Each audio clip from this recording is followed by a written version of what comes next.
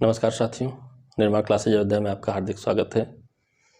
समस्या एवं समाधान के अगले चरण में हम लोग पहुंच रहे हैं। एक बहुत इम्पॉर्टेंट आपका प्रश्न है जो कई बार प्रश्न आया हुआ है और फिर आने की संभावनाओं में भी बहुत इम्पॉर्टेंट है।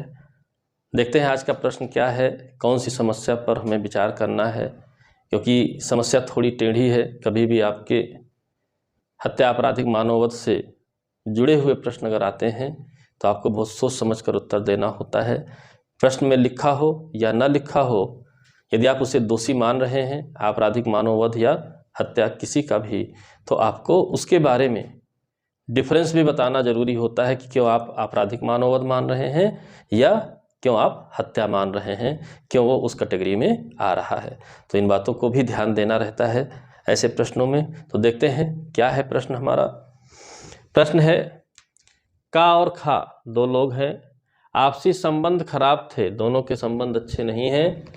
का तालाब पर बर्तन लेने जा रहा था, खा ने लाठी मारी जिससे उसकी मृत्यु हो गई। यानी का बर्तन लेने जा रहा है और खा ने उसे लाठी मारी, उसकी मृत्यु हो गई। बड़ी समस्या। खा ने बचाव लिया कि उसने चोर समझते हुए उस पर लाठी चलाई थी। क्या आप खा को दोषी मानते हैं? यानी खा को लगा ये कोई चोर है तो उसने उसे लाठी से मारा। भाई किसी को भी लगेगा कि ये चोर है, गांव में घुसा है, चोरी करने के लिए लग रहा है, बर्तन उठा के किसी का ले जा रहा है, तो वो लाठी मारेगा ही मारेगा। और उसकी मृत्यु हो गई। फिर पता चला रे ये तो का था, अब क्या होगा, अब क्या होगा। तो जो प्रश्न है उस पर ध्यान रखे रहिएगा, ठीक है। क्या कोई अपराध किया है या नहीं, आप मानते हैं कि नहीं? तो बिल्कुल हम मानते हैं। क्या खा आपराधिक मानववध का दोषी है, यानी कि कल्पेबल होमिसाइड का ये दोषी है। इसलिए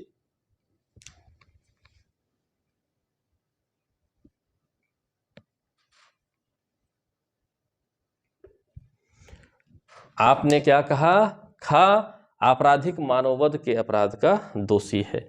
यानी कि कल्पेबल होमिसाइड मतलब धारा 299, जिसका दंड 304 में दिया जाता है। और 304 भी दो भागों में है, आशय और ज्ञान, दो पार्ट में बटा हुआ है।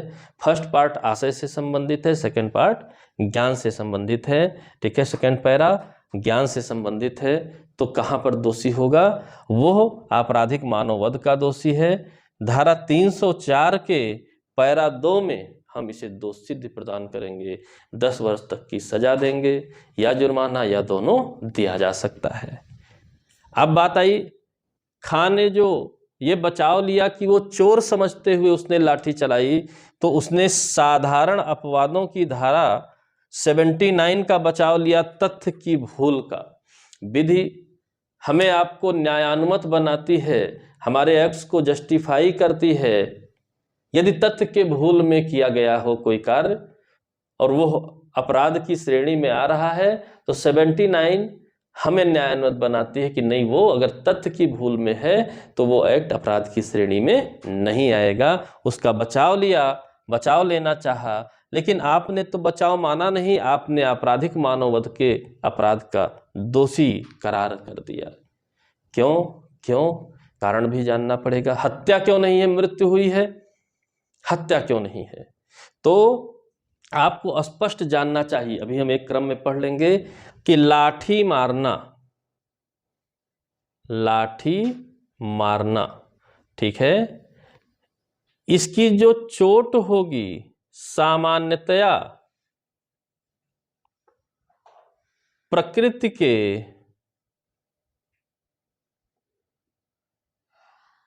मामूली अनुक्रम में मृत्यु के लिए पर्याप्त नहीं मानी जाती है। यहां कोई ऐसी ग्रेविटी वाली बात नहीं लिखी है आपके इस दृष्टांत में कि 50 लाठी मारा, 100 लाठी मारा, सिर को मारते मारते लाठी सिर बिल्कुल टुकड़े टुकड़े कर दिया, ऐसी कोई गंभीर बात नहीं लिखी है। प्रश्न को भी आपको समझना रहेगा। सिंपल लिखा है कि लाठी मारा और उसकी मृत्यु हो गई। तो लाठी मारने पर मृत्यु हो जाना यह भी नहीं कहा जा सकता है कि उसका आशय था उसे मार डालने का, इसलिए हम 299 में उसे परिभाषित अपराध में दोषी मानेंगे। कल्पेबल होमिसाइड के लिए दोषी मानेंगे कि सामान्य तौर पर लाठी से मारना नेचुरल ऐसा कोई एक्ट नहीं माना जाएगा कि उसके प्रभाव से मृत्यु हो ही जाती। इसलिए हम धारा 299 में आपराधिक मानववध के लिए इसे दोषी करेंगे। और उसका आशय दृष्टांत में कहीं भी यह स्पष्ट नहीं हो रहा है कि उसका आशय उसे जान से मार डालने का था, लेकिन लाठी मारा है और मृत्यु हुई है, इसलिए उसे ज्ञान होना चाहिए कि लाठी से मृत्यु हो भी सकती है। हो ही जाएगी नहीं, हो भी सकती है। इसलिए धारा 304 के पैरा 2 में उसे दंडित हम करेंगे। ऐसी ही बात और तथ्य की भूल को नहीं माना जाएगा। क्यों नहीं माना जाएगा? क्यों नहीं माना जाएगा? बहुत स्पष्ट सी बात है। कोई चोर भी हो तो आपको ऐसी अनुमति नहीं है, ना तो वो आपके घर में घुसा हुआ है, वो तो तालाब के पास जा रहा है। आपने वेरीफाई क्यों नहीं किया? आपने वेरीफाई क्यों नहीं किया? वो तो तालाब के पास जा रहा है। तो हमारे लिए यह न्यायानुमत नहीं है कि किसी को भी आपने देखा तो चोर समझते हुए लाठी मार दीजिए। तो तथ्य की भूल का बचाव नहीं मिलेगा। चोरी से घर में घुस रहा होता, किसी दूसरे के कैंपस में घुस रहा होता, कुछ इसकी ऐसी एक्टिविटी होती कि लगता कि माना जा सकता कि वो चोर है, तब आप कह सकते थे कि तथ्य की भूल का बचाव मिल सकता है। लेकिन यहां पर इस दृष्टांत में किसी भी प्रकार का ऐसा इंडिकेशन नहीं है। इसी से संबंधित एक वाद भी रहा है, उड़ीसा राज्य वर्सेज भगवान बारीक 1987 सुप्रीम कोर्ट का केस रहा है, जिसमें एक गांव में भागवत कथा चल रही थी। ए और बी के बीच मधुर संबंध नहीं थे। इस कथा के समाप्ति के बाद ए अपना बर्तन लेने तालाब की ओर जा रहा था, बी ने उसे मारा, फिर ऐसा ही बचाव लिया। तो माना गया कि भागवत चल रही है और आपके घर में कोई नहीं घुस रहा है। तालाब बर्तन लेने सामान्य तौर पे लोग जाते ही जाते हैं, और इसका मतलब आप घात लगा करके बैठे हुए थे कि आज हम कुछ कर गुजरेंगे, और कुछ कर गुजरे और परिणाम मृत्यु निकला। हत्या के कैटेगरी नहीं बनेगी, क्योंकि यहां पर आशय नहीं दिख रहा है, और यहां पर प्रकृति के मामूली अनुक्रम में ऐसी चोट नहीं दिख रही है कि लाठी मारने से ऐसी चोट हो जाएगी।